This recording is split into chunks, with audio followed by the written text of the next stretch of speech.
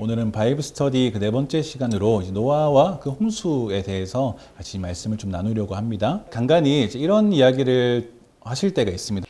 구약에서는 하나님이 무서워요 라는 어떤 그런 말입니다. 그러십니까? 그래서 그런 이야기가 왜 하시는가 보니 이제 신약에서는 예수님이 여러 따뜻한 모습도 보여주시고 사랑한다라는 어떤 그런 말도 좀 자주 볼 수 있는데, 근데 왠지 구약에서는 그런 어떤 면모가 좀 많이 없고, 어디 보면 심판도 하시고 진멸하시기도 하고 또 그렇게 하라고 명하시기도 하니 좀 무섭다. 그래서 좀 그것을 좀 많이 느끼시는 분들은 구약 읽기를 포기하시는 분도 제가 본 적이 있습니다.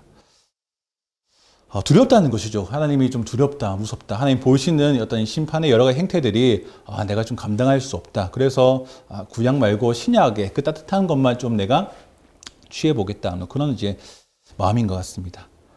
그런 두려운 하나님을 보여주는 여러 가지 모습 중에 또 대표적인 것이 오늘 보여주는 이제 홍수 사건인 것 같습니다. 이 노아 시대의 홍수 사건은 사실 우리 믿는 자들이나 믿지 않는 자들의 어쩌면 일반 상식처럼 그렇게 잘 알려진 그런 이야기이기도 합니다. 여러분, 이 홍수 이야기를 6장부터 시작해서 9장까지 다 읽은 다음에 하나님이 두렵다라고 느끼는 것은 정상이겠습니까? 정상입니다. 왜냐하면 죄인으로 가득 찬 세상을 심판하시기로 결정하시고 홍수로 물에 잠기는 그 장면을 보는데 거기에서 두려움을 느끼지 않는다면 오히려 그게 정상이 아닌 것이죠. 요즘엔 때때로 하나님을 두려워하지 않아서 문제인 모습을 좀 많이 보는 것 같습니다.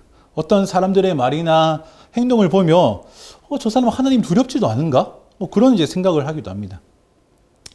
그래서 사실 하나님을 두려워하지 않는 것은 문제입니다. 근데 그렇다고 해서 하나님을 두려워하기만 하는 것도 사실은 문제입니다. 왜냐하면 우리의 신앙은 두려움으로 하는 것이 아니기 때문에 그렇습니다. 우리의 믿음은 두려움이 아니라 자유함에서 시작되고 그것이 끝까지 가는 것입니다. 성경의 여러 가지, 특별히 구약에서 하나님 분명하게 심판하는 모습으로 자주 등장하십니다. 그렇지만 그 심판의 곧이어서 등장하는 모습은 구원하시는 분으로서의 하나님입니다. 하나님이 심판이 있다면 거기에는 곧장 항상 구원 이야기가 따라옵니다. 죽음 속에서 생명을 보게 하시는 분, 죄인들을 분명하게 벌하시지만 그런데 그 중에 분명히 세상과 짝하지 않고 역경을 견디는, 성경적인 표현으로 남은 자라고 하는데, 그 남은 자들을 두셔서 하나님의 언약을 이룰 그 다음 세대로 이어가게 하시는 분이 우리 하나님이신 것입니다. 우리 홍수 본문에도 동일하게 이런 하나님의 모습을 볼 수가 있습니다. 그러니까 홍수 이야기를 다 읽은 후에 남은 게 두려움뿐이라면 그것은 홍수라는 상황은 읽었지만 홍수를 통해 알려주시고자 하시는 하나님의 본심은 읽지 못했다는 것이겠습니다. 실제로 홍수 본문은 여러 가지 모양과 방법으로 우리에게 하나님의 본심을 알려주려고 노력합니다. 그것이 우리에게 소망이 되는 것입니다. 오늘은 그 소망을 좀 보도록 하겠습니다. 창세기 6장 11절에서 12절 같이 보겠습니다. 세상은 하나님께서 보시기에 타락했고 폭력이 난무했습니다. 하나님께서 보시니 세상이 타락했는데 이는 세상의 모든 육체가 스스로 자기 행위를 타락시켰기 때문이었습니다. 여기에 보면 노아 당시의 세상, 그러니까 홍수 이전 직전의 세상이 어떠했는지를 보여줍니다. 어떠했습니까? 세상이 타락했고 폭력이 난무했다. 폭력으로 충만하다는 의미입니다. 이 말은 우리가 지난 바이블 스터디 아담의 계보에서 보았던 이 가인 계열의 7대손 라멕의 삶을 연상시키는 단어들입니다. 라멕이 어떤 삶이었습니까? 하나님의 떠난 자, 그 가인의 어떤 대표적인 자로 우리에게 소개되면서 하나님을 떠난 자의 대표적인 삶은 어떠냐? 그 거룩한 결혼이라는 제도를 자기의 욕망을 충족하는 것으로 전락시켜 버렸고, 죽음이라는 두려움을 벗어나기 위해서 나름 문명을 세워서 고상한 척했지만 실상은 하나님을 두려워하지 않는 폭력자, 살인자일 뿐이었던 것입니다. 그런데 그것이 노아 시대에는 온 세상이 다 그렇게 지금 살아가고 있다는 중입니다. 하나님과 동행했던 에녹 시대에서 라멕은 한 명이었는데 노아 시대에는 온 세상이 라멕과 같았다라는 의미입니다. 하나님께서 아담을 처음 창조하실 때 온 땅에 충만하라는 명령으로 요구하신 것은 온 세상을 하나님의 형상으로 가득 채우라는 것이었습니다. 그런데 노아 시대에 와서 지금 세상이 하나님의 형상이 아니라 폭력, 죄악으로 가득 차버린 것입니다. 노아 시대에 이미 죄인들이 온 세상을 충만하게 채웠습니다. 그것을 하나님께서는 마냥 내버려 두실 수 없었고 그 죄인들을 심판하시기로 결정하신 것입니다. 어떤 이들은 이런 하나님의 선택을 두고 마치 하나님이 살인을 즐기시는 것처럼 표현하면서 하나님을 부정하기도 합니다. 하나님은 그런 마구잡이식 심판을 하시는 분이 절대 아닙니다. 하나님은 죄인들을 심판하는 분으로서 그 거룩함을 잃지 않으십니다. 근데 놀랍게도 그 심판을 즉각 하시는 것이 아니라 잠깐 기다리십니다. 그 모든 죄인들을 심판하시는데 의인까지 같이 휩쓸려 가지 않도록 노아가 방주를 만들기까지 기다려 주신다는 말입니다. 세상 전부가 라멕과 같은 삶을 살았지만 그 가운데 여전히 에녹처럼 하나님과 동행하는 사람이 있었습니다. 누굽니까? 그가 노아였습니다. 마치 앞선 세대들은 다 죽었다라고 기록되었지만 에녹은 죽지 않고 하나님께로 간 것이 마치 하나님께서 하나님과 동행하는 의인들에 대한 하나님의 최종적인 대답은 죽음이 아니라 생명이다라는 것을 뜻하는 것처럼 하나님은 폭력이 가득 찬 이 세상에서 그래도 하나님과 동행하는 노아를 남겨두겠다고 결정하셨습니다. 그것이 구원입니다. 이것이 또 그것을 읽는 우리에게 소망이 됩니다. 하나님의 홍수가 두렵다라고 느끼는 것은 여전히 하나님과 동행하지 못하는 그 폭력이 난무한 그 삶을 즐기는 자들에게는 두려움 뿐이겠습니다. 하지만 하나님과 동행하고 하나님을 바라보는 자라면 그것이 두려움에서 그치는 것이 아니라 동행하는 그 의인을 주님 보존하시는구나, 남겨두시는구나 하는 것이 우리에게 소망이 되는 것입니다. 창세기 6장 13절에서 15절 보겠습니다. 시작. 하나님께서 노아에게 말씀하셨습니다. 모든 육체의 끝이 이르렀다. 그들로 인해 땅이 폭력으로 가득 찼기 때문이다. 내가 곧 그들을 세상과 함께 멸절하겠다. 하나님은 놀랍게도 노아에게 자기의 계획을 말씀해 주십니다. 그리고는 곧장 방주를 만들라고 명령하시죠. 근데 그 방주를 너 알아서 만들어 하지 않으시고 디자인을 하나하나 섬세하게 알려주십니다. 사이즈도 알려주시고 몇 층으로 만들었지 알려주시고 창문을 내야 할 것, 칸칸이 만들어서 어떤 짐승들을 들여보내는지 그 모든 것들을 노아의 결정에 맡기지 않으시고 하나님께서 다 알려주신다는 말입니다. 이게 어떤 의미입니까? 하나님은 그 구원의 방법을 인간의 구상에 맡기지 않는다는 것입니다. 의인의 구원을 전적으로 하나님께서 주도하시고 있으십니다. 그래서 여러분 보시면 알겠지만 방주에는 방주를 운영하는 조정키나 어떤 그런 운영실이 없습니다. 하나님은 노아에게 방주를 만들려고는 했지 방주를 조정하는 방법이나 운행을 어떻게 해야 되는지는 알려주시지 않으셨어요. 오로지 방주의 존폐가 누구한테 달려있다? 하나님께 있음을 선언하시는 것입니다.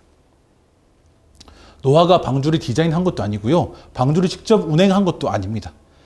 다만 노아는 말씀을 따라 살고 가라는 곳에 가고 만들라는 것을 만들고 타라는 곳에 타 있었을 뿐입니다. 그리고 그 홍수 속에서 노아는 견뎠습니다. 방주가 만들어지는 것부터 물에 떠서 다시 땅에 닿기까지 모든 것이 하나님의 주도 아래 있었다는 말입니다. 이것이 우리에게 소망되는 것입니다. 우리가 구원의 길을 우리의 어떤 노력과 어떤 운영 방법을 알려주셔서 하나하나 우리가 다 그것을 체크인해야 너가 구원받을 거다. 그 구원이 우리에게 달려있는 것처럼 주었다면 여러분 우리는 여전히 두려움 가운데 있을 것입니다. 하지만 우리의 모든 구원이 하나님께서 주도하신다. 이것을 우리가 깨닫기 시작하면 더 이상 우리에게 두려움이 없다는 것입니다. 그 두려움이 소망으로 바뀌는 것을 경험하시기 바랍니다.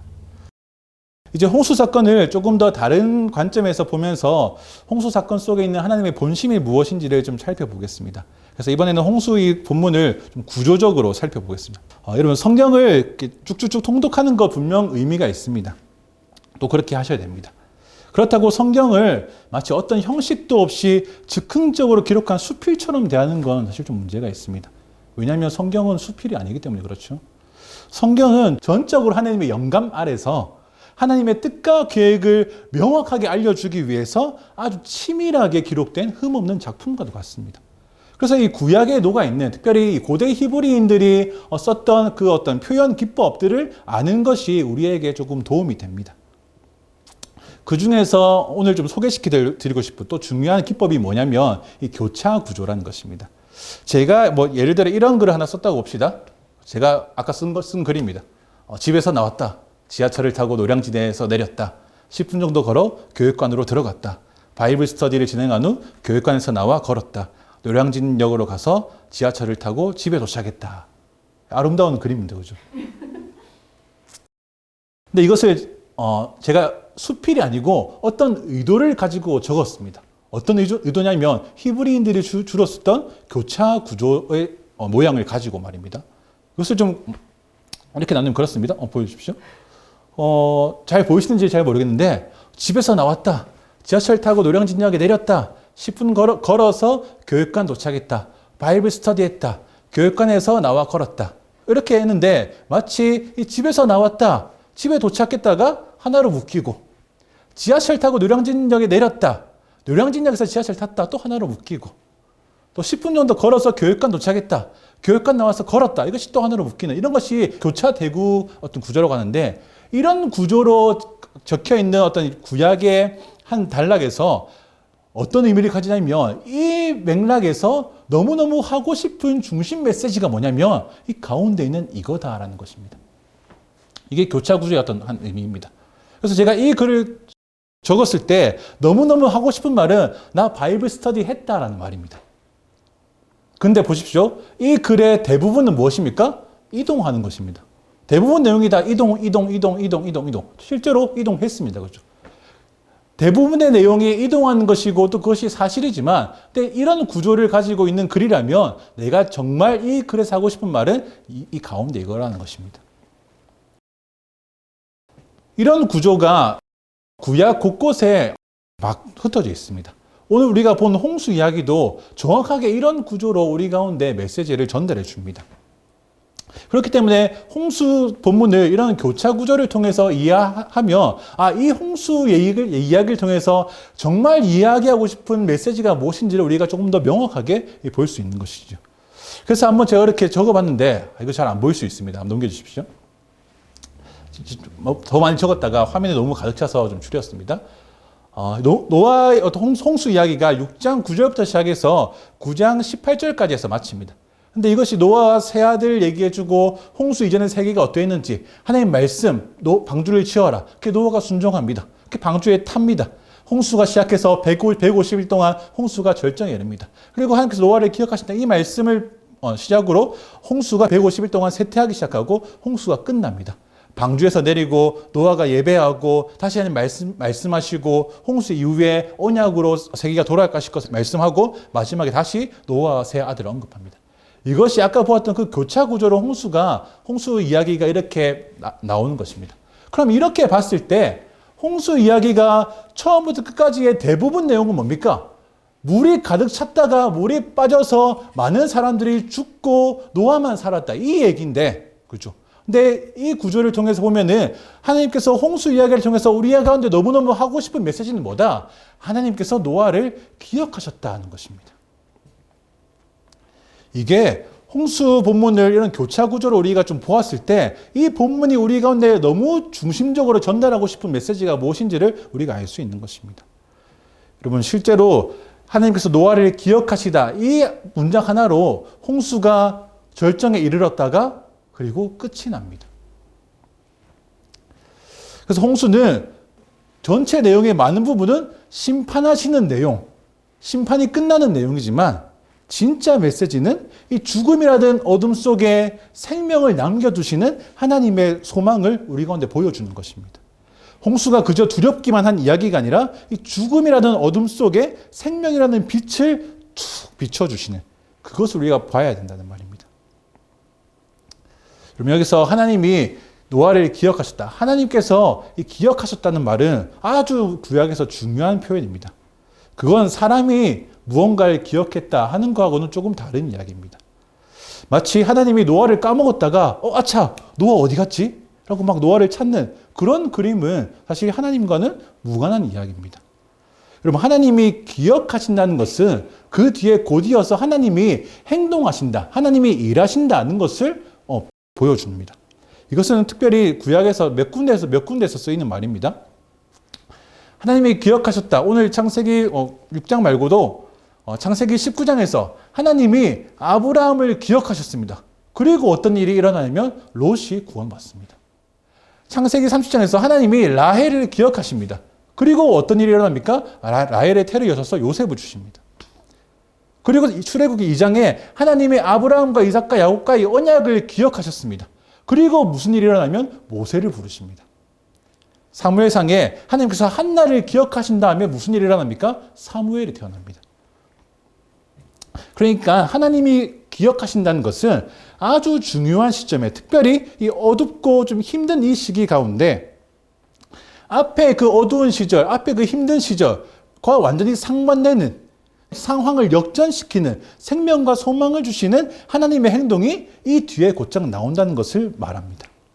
그러니까 성경을 읽다가 하나님께서 기억하셨다라는 말을 보면 곧바로 하나님께서 이 상황을 바꾸시겠구나, 하나님께서 상황을 역전시키시겠구나 라고 기대하라는 것, 혹은 그렇게 기대하라고 적어놓은 것입니다.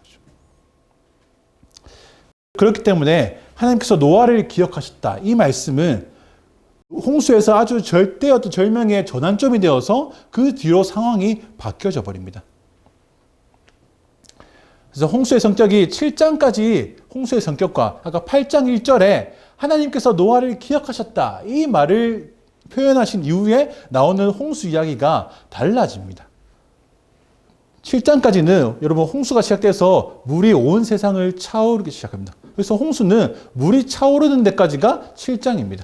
8장 1절에 기억하셨다, 이 말씀 이후로 8장 이후로 홍수가 물이 빠지기 시작합니다.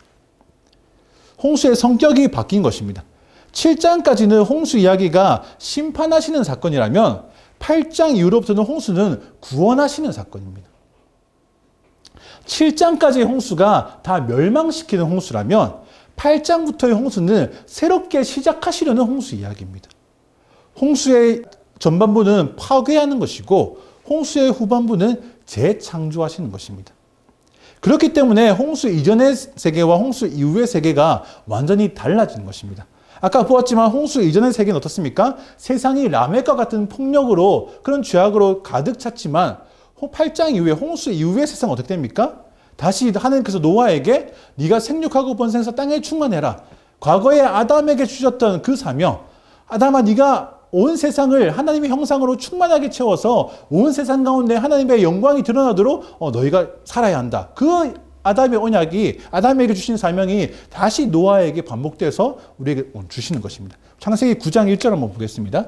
시작. 하나님께서 노아와 그의 아들들에게 복을 주시며 말씀하셨습니다. 자녀를 많이 낳고 번성해 땅에 가득하라. 그래서 이 이후에 세상이 다시 하나님의 언약과 말씀으로 돌아가기 시작합니다. 홍수의 시작은 두려움이었어도 홍수의 끝은 생명과 소망, 하나님의 말씀인 것입니다. 그래서 믿는 자들은 두려움에 갇힌 자들이 아니라 생명과 소망을 가지고 언약을 붙들고 살아가는 사람들입니다. 마치 하나님과 동행했던 노아처럼 말입니다. 하나님과 동행한다는 것의 실질적인 의미가 어떤 것인지 궁금해 하신 적 있으십니까? 하나님과 동행하는 건 뭐지? 어떻게 해야 내 삶이 하나님과 동행한다라고 할 수 있지?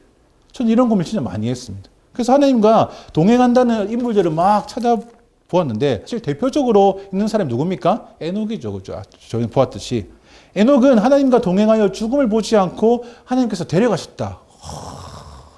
감격. 그리고 노아도 그것처럼 하나님과 동행하는 의로운 사람이었다라는 것이 성경의 설명입니다. 창세기 6장 9절 한번 보겠습니다. 노아는 의로운 사람으로 당대의 완전한 사람이었으며 하나님과 동행하는 사람이었습니다. 아까 했던 고민, 하나님과 동행하는 것이 무엇인가? 이것에 대한 힌트를 좀 얻을 수 있겠습니까? 에녹은 사실 그 삶이 어떠했는지 잘 모릅니다. 그래서 뭐 한 줄로 끝납니다. 그죠? 하지만 노아에게서는 조금 힌트를 얻을 수도 있을 것 같아요. 그것은 뭐냐면 하나님이 노아를 의로운 사람, 하나님과 동행하는 자라고 인정해 주시는 것은 노아가 뭘 했기 때문이냐면 순종했기 때문에 그렇습니다. 하나님의 말씀에 순종하는 것이 하나님과 동행하는 것입니다. 노아가 어떻게 순종했는지 잠깐 좀 살펴보겠습니다. 노아는 처음 방주를 만들 때 하나님의 말씀에 순종했습니다. 우리 창세기 6장 14절에서 16절 여기 없습니다. 말씀하시는 것이 뭐냐면 하나님께서 노아에게 명령하십니다. 너는 방주를 만들어. 그리고 방주 안에 여러 가지 방들을 만들어. 역청을 발라. 길이가 300규빗, 135m, 너비가 50규빗, 22.5m, 높이가 30규빗, 13.5m. 탁탁탁 치수를 가르쳐 주시고. 그리고 창문을 만들고 2층하고 3층도 만들어야 돼. 라고 말씀하셨어요. 그리고 너가 거기서 버틸 식량도 넉넉하게 구비해 놓으라. 하나님 요구사항이 많으셨습니다. 그죠? 이것에 대해서 노아가 어떻게 합니까? 6장 22절입니다. 시작. 노아가 그대로 행했으니 하나님께서 그에게 명령하신 대로 했습니다. 아멘. 노아는 분명 방주를 만드는데 엄청난 에너지와 엄청난 시간을 들였을 것입니다. 말이 135m지. 그렇죠? 방주 만들 재료를 어디서 구했을까요? 다이소에 파는 것도 아니고, 인터넷으로 주문하는 것도 아니고, 다 자기가 하나하나 나무 자르고, 다듬고, 이렇게 꽉을 맞추고, 그 모든 작업을 노아가 했어야 됐습니다. 이게 하루 이틀 만에 될 분량이 아니죠. 엄청난 시간이 걸렸을 것입니다. 그렇죠? 그것을 하는데 주위 사람들이 알게 모르게 조롱하고 뭐하냐 했던 어떤 그런 놀림은 그냥 부수적인 것이었습니다. 그리고 노아가 재산이 많았는지는 모르겠지만 방주 만들고 충분한 식량을 구하는데 돈도 많이 들었을 것이에요. 노아는 방주를 만들려는 그 말씀에 순종하기 위해서 힘과 시간과 돈과 인생을 적극적으로 다 투자했습니다. 거의 평생 걸렸다고 생각해도 무방하죠. 하지만 아까 보았지만 성경은 노아의 수고에 대해서 언급하지 않습니다. 노아가 했다. 노아가 얼마나 수고하고 했는지 아니 이렇게 하지 않고 노아가 했어. 노아의 수고에 대해서 그냥 침묵해버립니다. 저는 이거 읽고 노아가 나중에 창세기를 찾아 읽으면 섭섭하겠다라는 생각도 했어요. 성경이 그 노아의 수고를 몰라서 안 적은 것은 아니겠죠. 그 이유는 하나님의 말씀에 순종하고 하나님과 동행하는데 이러한 수고가 동반되는 것은 어쩌면 당연하기 때문입니다. 365년이나 살았던 에녹의 삶도 간단하게 하나님과 동행했다로 끝납니다. 의인의 삶은 그게 전부이기 때문에 다른 여담을 적을 필요가 없는 것이죠. 중요한 것은 노아가 하나님께서 명령하신 대로 했다는 것입니다. 이게 너무 중요하니까 한 번만 더 읽어볼까요? 시작. 노아가 그대로 행했으니 하나님께서 그에게 명령하신 대로 했습니다. 아멘. 하나님의 말씀에 순종하는 노아의 모습을 홍수가 끝나는 시점에 한 번 더 볼 수 있습니다. 여러분은 배를 한 번에 가장 오래 타본 게 몇 시간 정도이십니까? 배를 잘 안 타보신 분도 많을 것 같아요. 그죠? 저는 예전에 청년 때 교회에서 제주도로 단기 선교 사역 간다고 이제 갔는데 돈 아낀다고 배를 타고 갔습니다. 그래서 부산항 터미널에서 이제 제주항까지 가는데 얼마나 싼 걸 탔는지 그때 배가 걸리는 시간이 13시간인가 그랬어요. 그랬습니다. 그때는 13시간이라길래 어련히 그 정도 걸리겠지. 젊은 마음에. 그리고 탔습니다. 배 탔다. 신나기도 하고 재밌기도 하고 그래서 처음에는 사진 찍고 놀고 레크레이션 하고 다 했어요. 근데 그거부터 몇 시간이지. 몇 시간 있으니까 저의 모습은 어떻습니까? 배의 그 바닥에 등을 붙이고 한 발자국도 움직이지 못하는 상황이 됐습니다. 이 바다의 출렁거림을 그냥 있는 대로 다 느끼면서 어서 도착해라. 어서 도착해라. 그것만 생각나고 그것만 손꼽아 기다리던 그 바닥이 사실 아직도 기억이 납니다. 여러분 노아가 얼마나 배를 잘 탔는지는 모르겠지만 그도 분명히 힘들었겠죠. 저야 그때 제주도가 앞으로 5시간 뒤면 도착한다. 3시간 뒤면 도착해. 라고 어떤 그런 이제 데드라인이 있었기 때문에 3시간만 버티자. 3시간만 버티자. 이렇게 했지. 노아는 지금 방주에 있는 동안 언제 끝나는지 기약이 없습니다. 우리야 지금 성경 읽으니까 150일 동안 물이 찼고 150일 동안 물이 쓸려갔구나. 알지만 노아 본인은 지금 물이 얼마나 차오르고 있는지도 지금 아침인지 밤인지도 창문으로 빛이 들어오면 낮인가 보다. 빛이 안 들어오면 밤인가 보다. 며칠이나 지났는지도 감이 안 잡힐 수 있습니다. 노아는 그저 그냥 묵묵히 참을 수밖에 없었습니다. 여러분, 방주가 떠다니는 곳이 잔잔한 바다도 아니죠.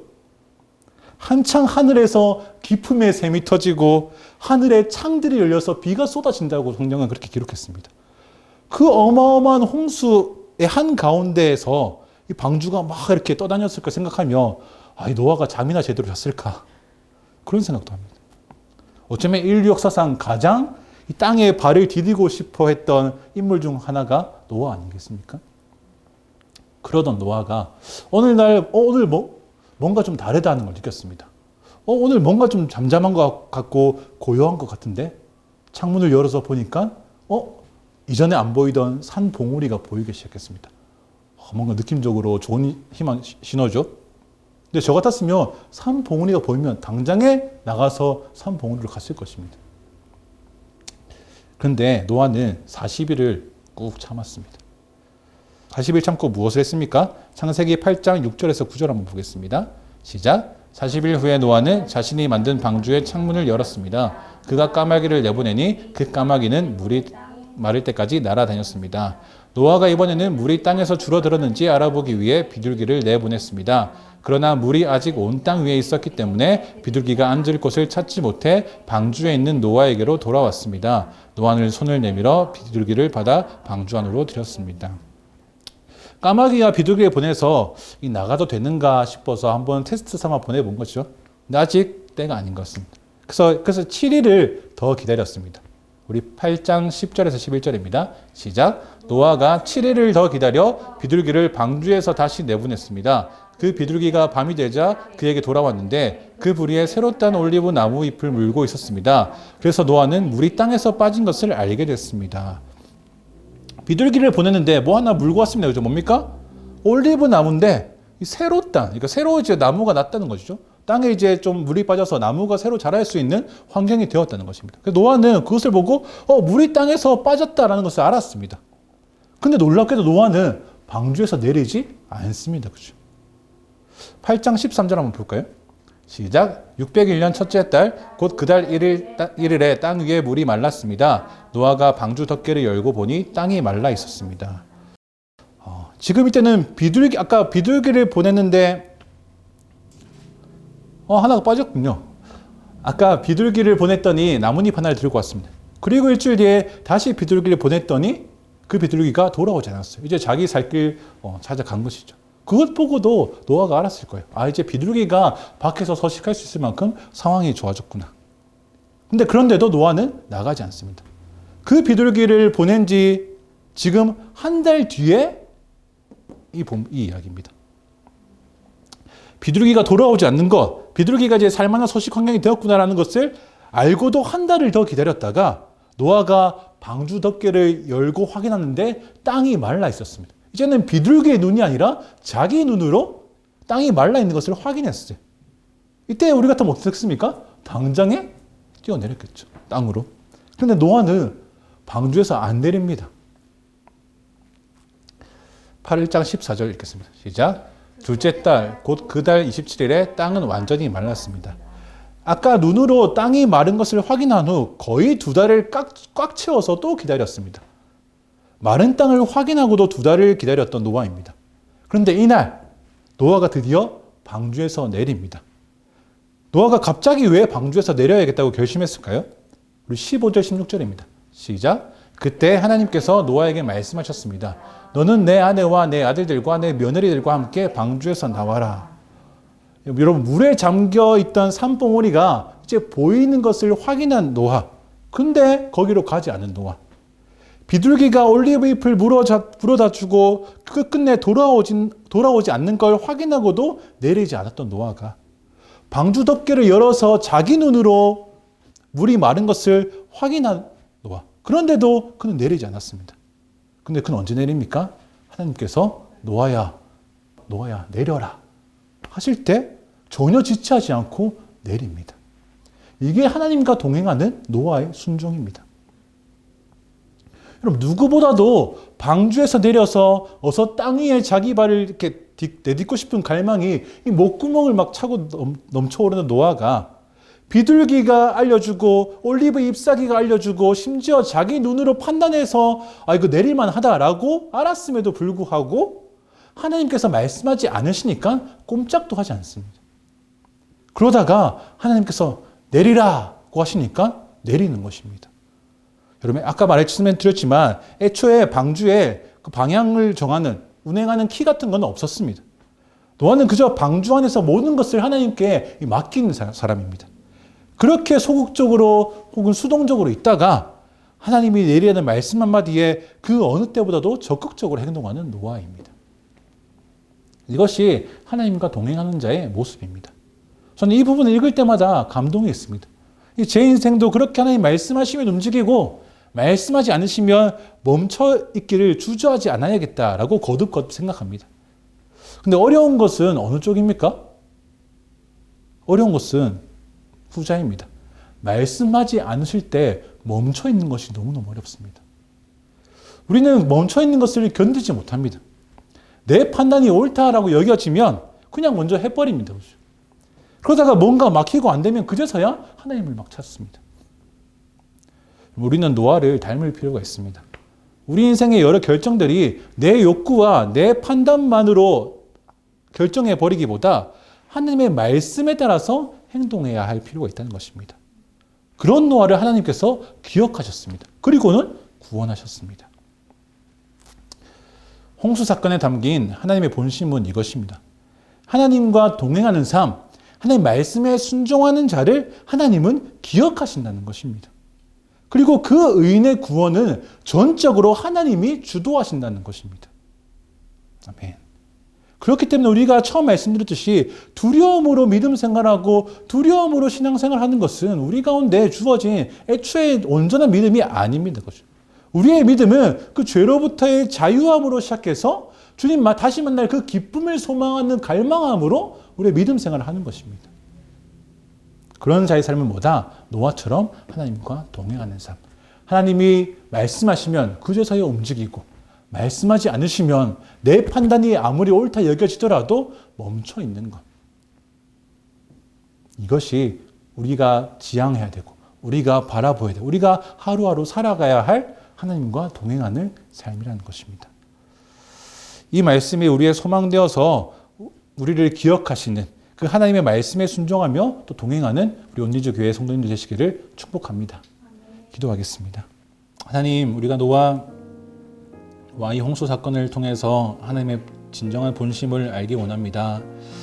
하나님, 우리가 성경을 읽을 때마다 그 심판하시는 하나님의 그 거대한 분노 앞에서 마냥 두려워만 하지 않을 수 있도록 주님 도와주십시오. 아니, 먼저는 하나님을 두려워하는 것이 우리에게 먼저일 것인데 그것이 우리가 하나님을 바라보는 전부가 되지 않을 수 있도록 도와주시기 원합니다.